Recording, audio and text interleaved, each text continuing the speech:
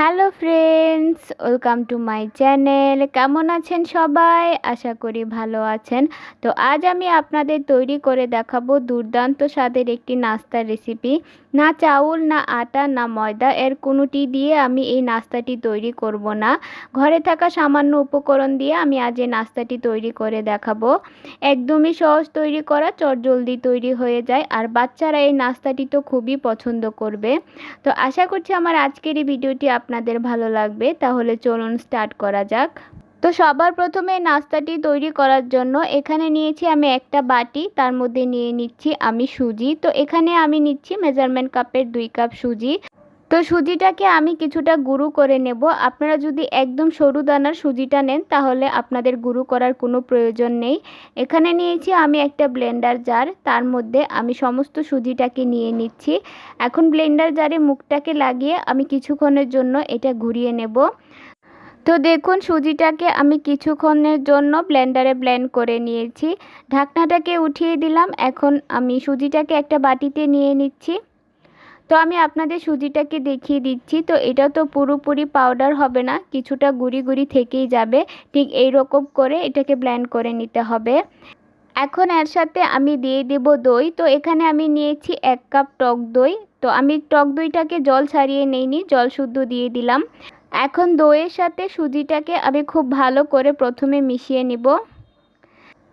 এখন আমি এর মধ্যে দিয়ে দিচ্ছি জল। তো আমি 1 কাপ জল নিয়েছি। তো আমি একটু একটু করে জলটা দিব আর সুজিটার সাথে খুব ভালো করে মিশিয়ে নেব। তো এটাকে নেড়ে চেড়ে খুব ভালো করে মিশিয়ে নিতে হবে। তো এই নাস্তাটা দুর্দান্ত স্বাদের হয়ে থাকে। আপনারা অবশ্যই একবার হলেও এই নাস্তাটা বাসায় তৈরি করবেন, দেখবেন বাচ্চারা খুব বেশি পছন্দ করবে। তো আমি জলের সাথে সুজিটাকে খুব ভালো করে মিশিয়ে আমি 1 থেকে 2 মিনিটের জন্য এটাকে খুব ভালো করে ফেটিয়ে নিচ্ছি।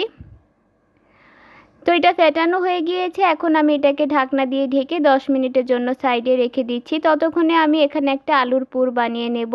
এখানে নিয়েছি আমি 4টা মিডিয়াম সাইজের আলু। আলুগুলোকে আমি কিছুটা সিদ্ধ করে খোসাটাকে ছাড়িয়ে নিয়েছি। এখন আলুগুলোকে আমি গ্রেটারের সাহায্যে খুব ভালো করে গ্রেট করে নেব। আপনারা চাইলে এটাকে গ্রেট নাও করতে পারেন, আপনারা চাইলে এটাকে হাত দিয়ে নয়তো চামচ দিয়ে ম্যাশ করে নিতে পারেন। তো আমি দেখুন এটাকে খুব ভালো করে গ্রেট করে নিয়েছি। এখন চুলায় একটি কড়াই বসিয়ে তার মধ্যে দিয়ে দিচ্ছি আমি সয়াবিন তেল। তেলটা গরম হয়ে আসলে এখানে আমি নিয়েছি 1/2 টিস্পুন গোটা জিরা, সেটা দিয়ে দিলাম। আর দিয়ে দিচ্ছি সামান্য হিং। তো অবশ্যই হিংটা দেওয়ার চেষ্টা করবেন, এতে করে নাস্তাটা অনেক টেস্টি হয়। এখন এটাকে আমি কয়েক সেকেন্ডের জন্য ভেজে নেব। এখন আমি এর মধ্যে দিয়ে দিচ্ছি কাঁচামরিচ কুচি। 4-5টা কাঁচামরিচকে আমি এরকম কুচিয়ে নিয়েছি, সেটা দিয়ে দিলাম। আর দিয়ে দিচ্ছি আমি এখানে 1/2 টিস্পুন আদা গ্রেট করা। এখন এটাকেও আমি 1 মিনিটের জন্য নাড়াচাড়া করে ভেজে নেব। আপনারা চাইলে এখানে পেঁয়াজও দিতে পারেন, তো আমি এখানে আর পেঁয়াজ দিচ্ছি না। তো দেখুন এটা আমার হয়ে গিয়েছে। যে আলুগুলোকে আমি গ্রেট করে রেখেছিলাম সে আলুগুলোকে আমি এর মধ্যে দিয়ে দিচ্ছি।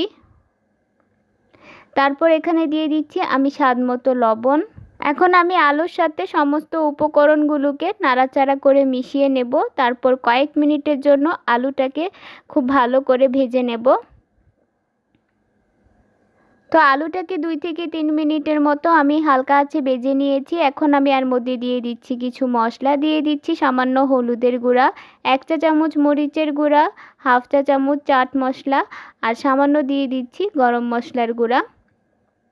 এখন সমস্ত মশলাগুলোকে আমি আলুর সাথে ভালো করে নেড়ে চেড়ে মিশিয়ে নেব। তারপর আলুর সাথে এই মশলাটাকে আমি কয়েক মিনিটের জন্য ভাজা ভাজা করে নেব। তো দেখুন আলুর পুরটা আমার রেডি হয়ে গিয়েছে। আমি খুব সুন্দর করে এটাকে ভাজা ভাজা করে নিয়েছি। সবশেষে এখানে আমি দিয়ে দিচ্ছি কিছুটা ধনিয়া পাতা কুচি। এখন ধনিয়া পাতাটাকে দিয়েও আমি খুব ভালো করে আলুর সাথে নেড়ে চেড়ে মিশিয়ে দেব। 1 মিনিটের জন্য এটাকে আমি নাড়াচাড়া করে নেব। তো আলুর পুরটা আমার সম্পূর্ণ রেডি হয়ে গিয়েছে। এখানে নিয়েছি আমি একটা প্লেট, তার মধ্যে আমি এই আলুর পুরটাকে নামিয়ে নিলাম। এখন এটাকে কিছুটা ছড়িয়ে দিচ্ছি, এতে করে এটা খুব তাড়াতাড়ি ঠান্ডা হয়ে যাবে। এটাকে আমি একটা সাইডে রেখে দিচ্ছি। তো এখানে 10 মিনিট পর আমি চলে আসলাম। সুজির এই ঢাকনাটাকে আমি উঠিয়ে নিলাম। তো তো দেখুন এটার কনসিস্টেন্সিটা আমি আপনাদের দেখিয়ে দিচ্ছি। তো এটা অনেকটাই ঘন রয়েছে, আমার মনে হচ্ছে যে এখানে আরও কিছুটা জল লাগবে। তার জন্য এখানে আমি আরও কিছুটা জল দিয়ে এই ব্যাটারটাকে খুব ভালো করে গুলিয়ে নিচ্ছি। তো এই ব্যাটারটা একদম পাতলাও হবে না, আবার একদম ঘনও হবে না। তো আমি আপনাদের এর কনসিস্টেন্সিটা দেখিয়ে দিব। এখানে আমি দিয়ে দিচ্ছি স্বাদ মতো লবণ, আর দিয়ে দিচ্ছি কিছুটা ধনিয়া পাতা কুচি। এখন সমস্ত উপকরণগুলোকে আমি নাড়াচাড়া করে মিশিয়ে নিচ্ছি। সবশেষে এখানে আমি দিয়ে দিচ্ছি 1/2 চা চামচ বেকিং সোডা, এতে করে নাস্তাটা খুব সুন্দর করে ফুলে উঠবে। তো বেকিং সোডাটা সবার লাস্টে দিতে হবে যখন আপনি নাস্তাটা তৈরি করবেন, ঠিক আগ মুহূর্তে। তো সমস্ত উপকরণগুলোকে আমি খুব ভালো করে মিশিয়ে নিয়েছি। এখন আমি আপনাদের এর কনসিস্টেন্সিটা দেখিয়ে দিচ্ছি। ঠিক এরকম পর্যায়ে এই ব্যাটারটাকে তৈরি করে নিতে হবে। তো আমার ব্যাটারটা একদম রেডি হয়ে গিয়েছে। এখন চুলায় একটি প্যান বসিয়ে তার মধ্যে দিয়ে দিচ্ছি আমি 2 টেবিল চামচ সয়াবিন তেল।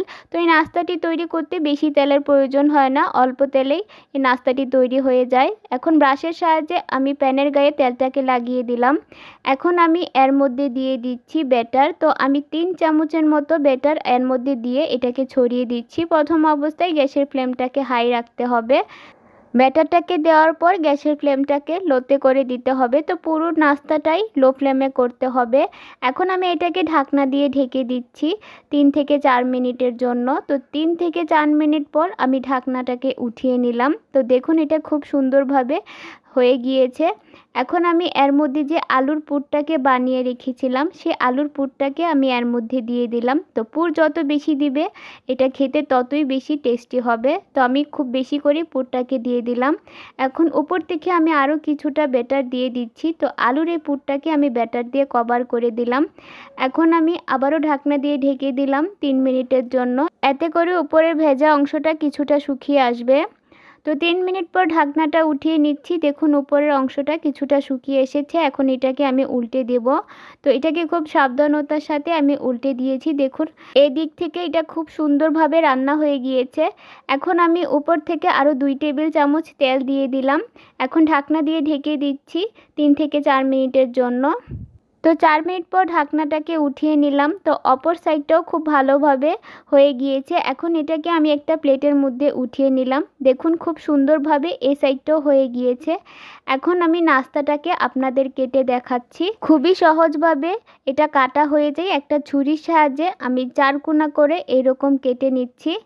আর পুর দেওয়ার কারণে এই নাস্তাটি দুর্দান্ত স্বাদের হয়ে থাকে। 1 কাপ দিয়ে আপনাদের এইরকম একটা নাস্তা তৈরি হবে। যেহেতু আমি 2 কাপ তৈরি করেছি, তো 2 কাপ সুজি দিয়ে আমার 2টা নাস্তা তৈরি হয়েছে। তো দেখুন খুব সহজভাবে আমার এই নাস্তাটা তৈরি হয়ে গেল। একদমই সহজ তৈরি করা, ছোট থেকে বড় সবাই খুবই পছন্দ করবে, আর ছোটরা তো খুব বেশি পছন্দ করবে। তো বাসায় অবশ্যই আপনারা এইভাবে এই নাস্তাটি একবার হলেও তৈরি করবেন, আর আমাকে কমেন্ট বক্সে জানাবেন যে আপনাদের কেমন লেগেছে। তো আমার আজকের এই নাস্তার রেসিপিটি আপনাদের কেমন লেগেছে অবশ্যই আমাকে কমেন্ট বক্সে জানাবেন। ভিডিওটি ভালো লাগলে একটি লাইক দিবেন। আমার চ্যানেলে নতুন হয়ে থাকলে চ্যানেলটি সাবস্ক্রাইব করে আমার পাশে থাকবেন। আজকে এই পর্যন্তই। সবাই ভালো থাকবেন, সুস্থ থাকবেন।